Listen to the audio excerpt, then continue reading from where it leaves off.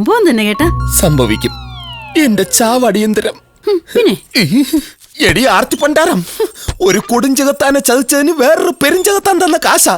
എന്റെ ശ്രീപത്മനാഭനാണ് ഉറപ്പ്.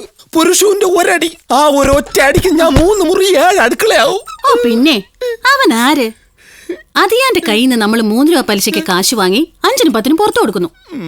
അതിനെ അങ്ങേര് തന്നില്ലെങ്കിൽ വേണ്ട. നിങ്ങൾ അസിസ്റ്റാന്റ് കൂടെ കൂടുന്നേ, അപ്പോ എല്ലാത്തിനും ഒരു മാർഗം കാണും. മാർഗം ഒന്നേ ഉള്ളൂ. വായിൽ നന്നായി തുണി തിരികെ വെക്കണം.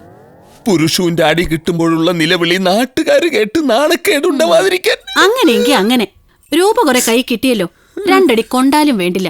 നമുക്കേ 2 പെൺകുട്ടികളാ. യഥാർത്ഥത്തിൽ നീയാണ് ഒരു സംഭവം.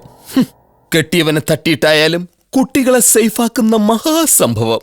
ഇങ്ങനെയുള്ള കൂതറകളെ തന്നെ വേണം ഭാര്യയായിട്ട് കിട്ടാൻ.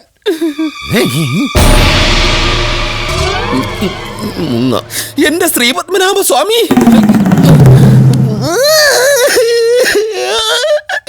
കരുതിക്കൂട്ടി ചെയ്തല്ല പുരുഷോട്ട.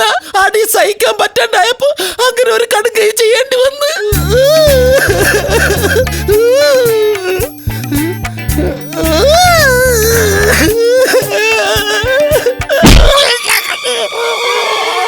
എന്റെ ശ്രീപത്മനാഭനാണ് സത്യം.